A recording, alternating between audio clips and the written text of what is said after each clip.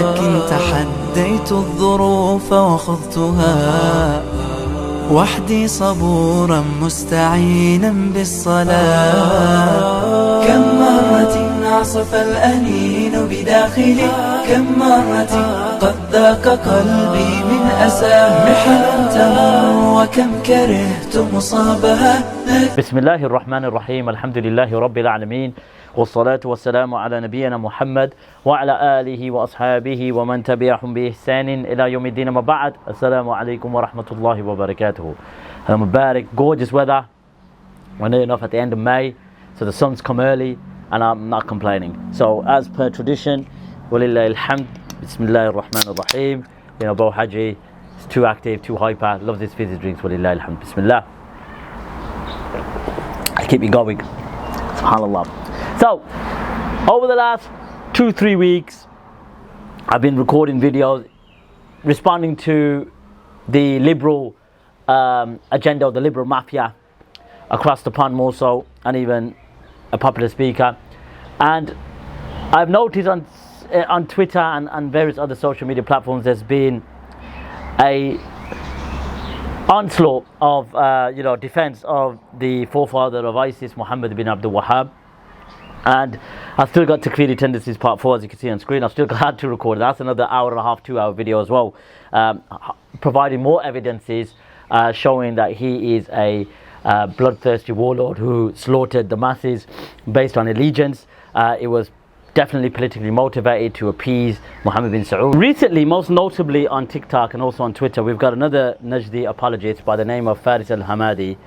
He's some sort of fitness instructor turned mufti, and he's at the forefront of defending the Najdi da'wah. Now, I believe that if they were around today and they saw Faris and Hammadi and his likes, they'll make takfir of them. So the irony is that you're defending people who, in essence, based on your manhaj or methodology, should I say, they'll be the first ones to excommunicate you from the religion. And on top of that, he's a spokesperson and a mouthpiece for despot, tyrannical regimes, and we'll get to that at the end of the video. So before I start, let's listen to Faris al-Hammadi. Assalamu alaikum.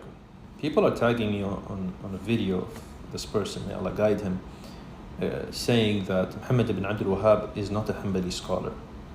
And he quoted a book called As-Suhb al-Wabila ala Dara'ih al-Hanabila, and saying the author of the book said that Muhammad ibn Abdul Wahhab, or didn't mention Muhammad ibn Abdul Wahhab, he mentioned his father, but he didn't mention him, and he said that he's a bad person. Muhammad ibn Abdul Wahhab is a bad person. Is that how facts work to you? So if I give you any book, you'll just believe it blindly? That doesn't make sense. See, anybody can write whatever they want about anybody else. That doesn't make it a fact, or it doesn't make it evidence. Okay, it's just an accusation. And this is the way of the people of desires, people of bid'ah. They'll always give you reference of a person who talked about a person. They'll never give you the source. Meaning the source that in the work of Muhammad ibn Abdul Wahhab. What did he actually say, and what does he believe, and what is actually in his books? See, they'll always give you a book that talks about Muhammad ibn Abdul Wahhab. So what?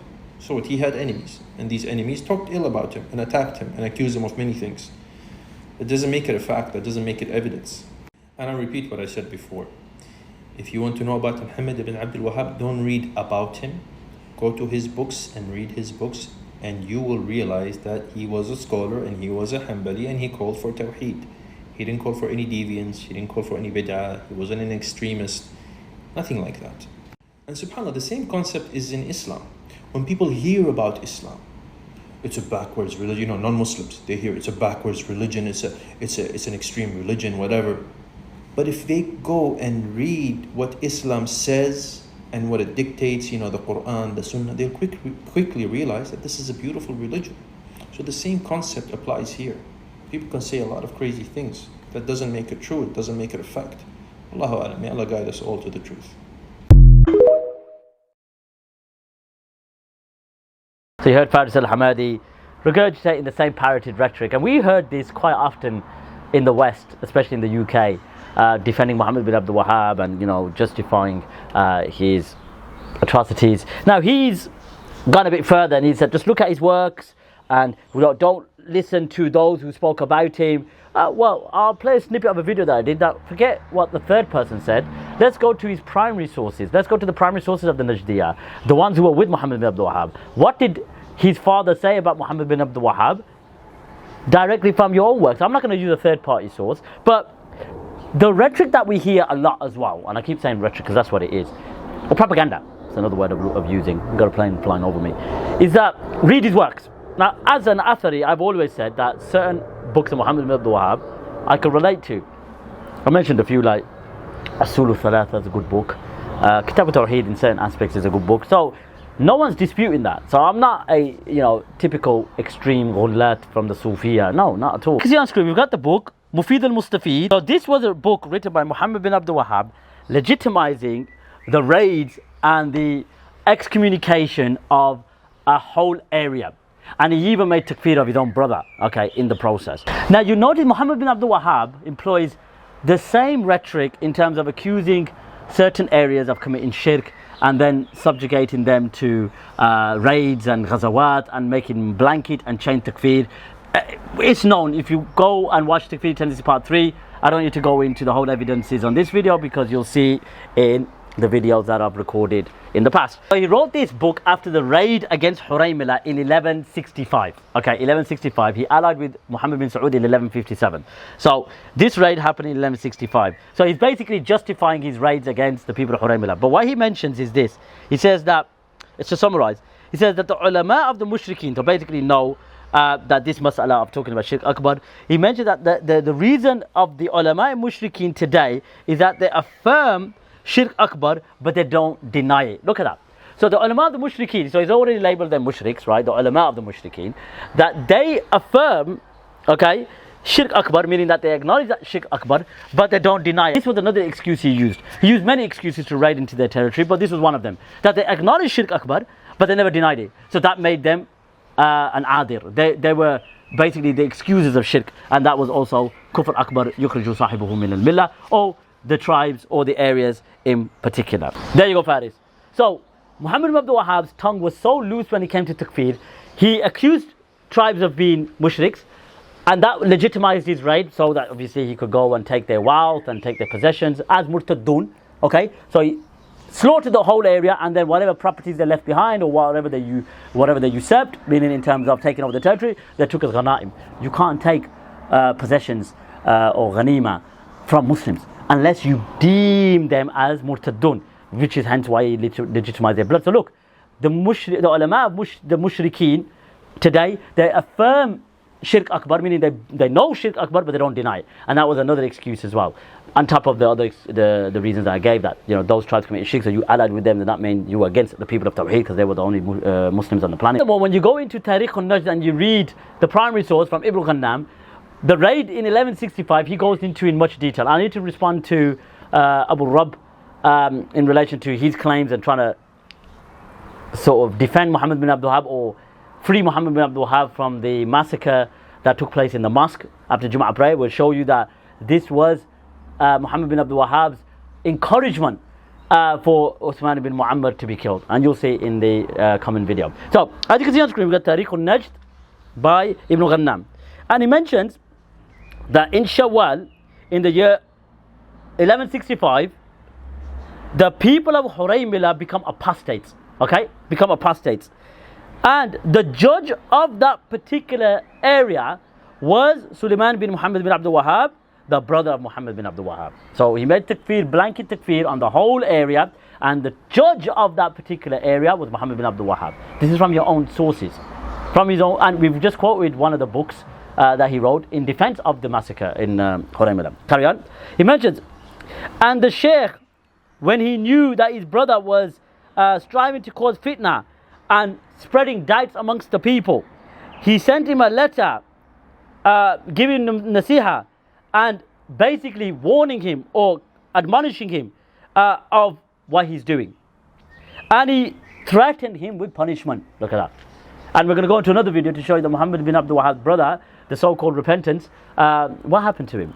Like, was this a repentance that way he was free, or was he forced? We'll get into that in another video. And then Suleiman responded by saying that he affirmed the covenant, meaning the agreement between them and Ad-Dar'iyya. And Suleiman mentioned with Alireza that he would not stay with the people of Huraymila for one day if he knew that there was any apostasy apparent from the people of Huraymila.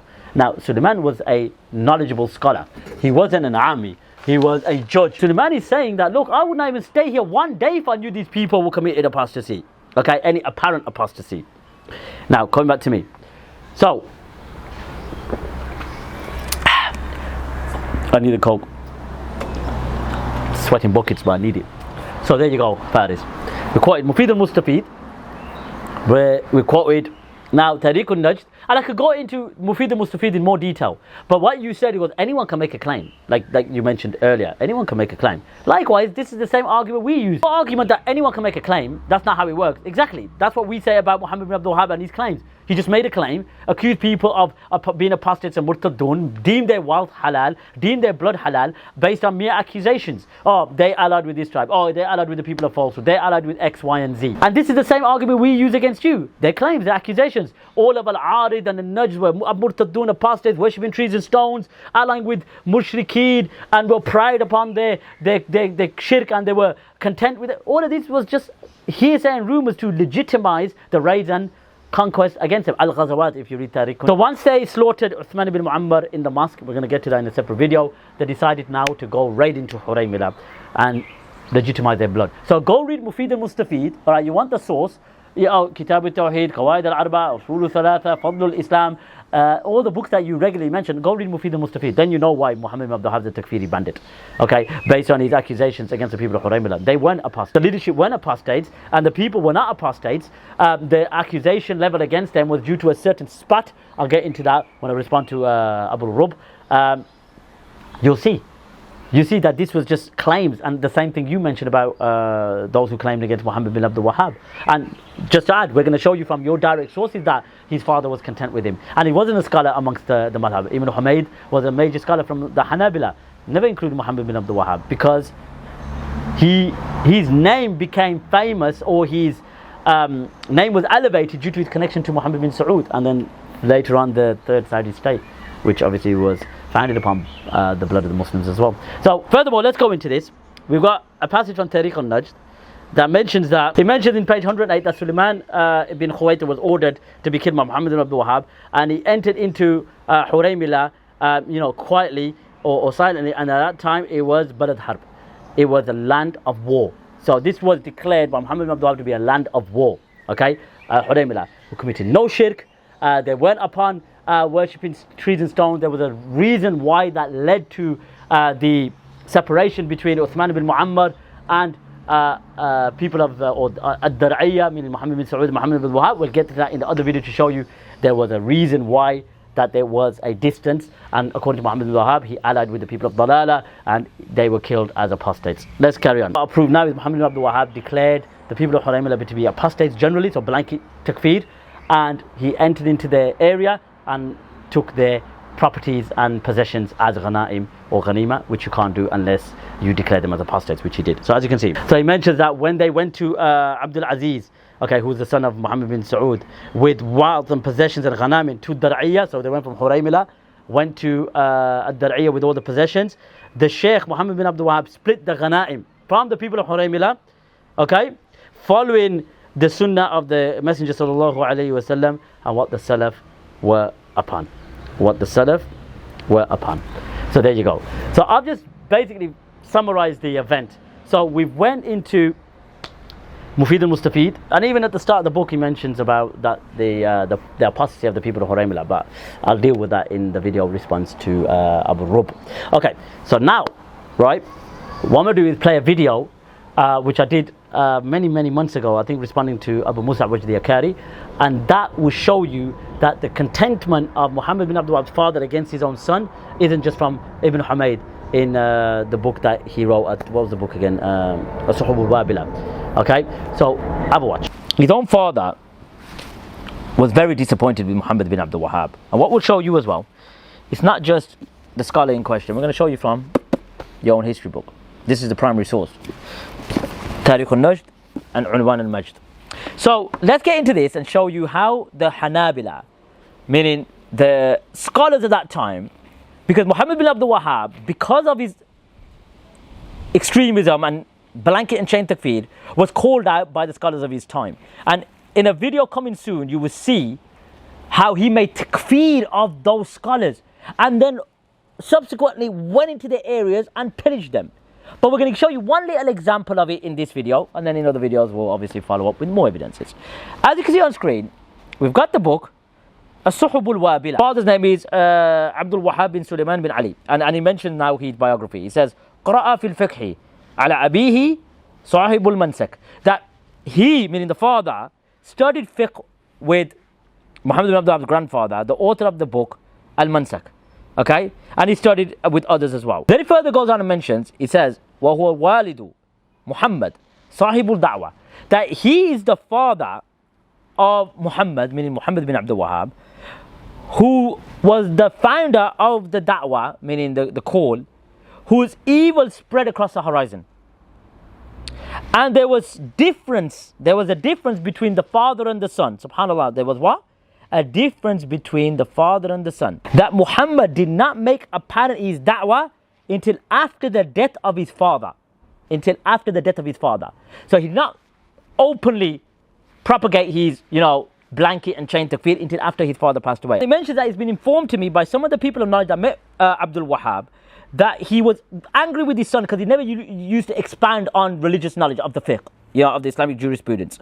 And then he mentions that it is been narrated that he used to say to the people, you would see, that this is according to Ibn Humayd, he said that, how much evil are you going to see from Muhammad? And then Ibn Humayd mentions, فَقَدَّرَ اللَّهُ أَنْ صَارَ مَا صَارَ, that whatever Allah subhanahu wa ta'ala destined, what he destined, basically.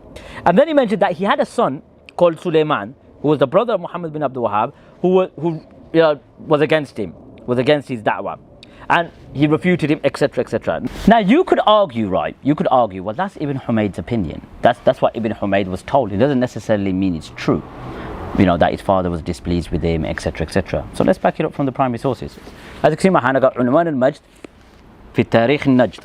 And he mentions, so this is like basically, I'm fast forwarding a bit, where I'm going to go into an in-depth video about his life later, so to show his mentality, what he went through and what sort of kind of made him the man he was in terms of his ultra takfir, etc. So he mentioned that Sheikh Muhammad arrived back in Huraymila, jalasa inda abihi yaqra alayh, that he sat with his father and studied with him. And then he mentioned about he used to reject the actions from the people of who were ignorant of bid'ah, shirk, etc., etc. And then he mentions that they had an argument, they had issues between each other, that basically his father rebuked him. Then he mentioned he stayed with the people for like a few years until the passing of his father in the year 1153. So he passed away in 1153. Then he announced his da'wah. When his father passed away, that's when he propagated his call openly, which is to reject and to do amr bil ma'roof wa nahya anil munkar, and then the people followed him from the people of the land, etc., etc. So here you go, we got Unwan al-Majd fi Tarikh al-Najd. Okay, so his father opposed him. Okay, his father opposed him because he was a radical extremist. Okay, he was a radical extremist. And when you see the alliance between Muhammad bin Saud and Muhammad bin Abdul Wahhab, you would notice that he definitely had extremist takfiri tendencies, and this will become more clear. So at the end of the day, Faris, we've presented sources from your own books highlighting the issues with Muhammad bin Abdul Wahhab, from your own sources. So you asked for it, I provided it. Oh, it's just claims. Exactly. The same claims that Muhammad bin Abdul Wahhab made against the people of Al-Arid wal Najd. Okay? What he did for 40 plus years from 1157 to 1206 was claims, right? Same way. He made accusations which were non-substantiated based on his takfiri methodology, which, like I said before, place Muhammad bin Abdul Wahhab here today, he'll make takfir of you. You're silent about Bayt al-Ibrahim, you talk about Tawheed and Shirk, what about that? Why are you silent about that? You can't have the cake and eat it, mate. So like I said before, you're living in denial, you're following a bastard version of the Najdi da'wah, you glorify Muhammad bin Abdul Wahhab.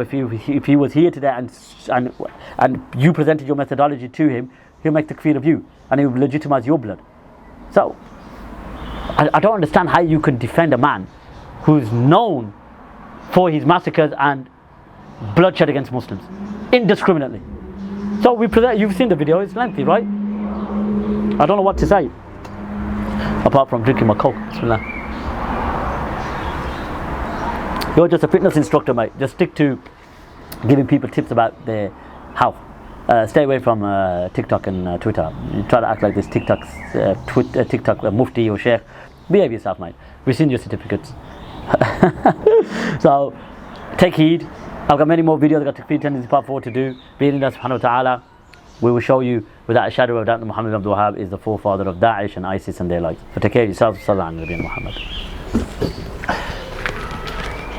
ليس الغريب غريب الشام واليمن إن الغريب غريب اللحد والكفن إن الغريب له حق لغربته على المقيمين في الأوطان والسكن سفر بعيد وزاد لن يبلغني وقوتي ضعفت والموت يطلبني ما أحلم الله عني حيث أمهلني وقد تماديت في ذنبي ويسترني تمر ساعة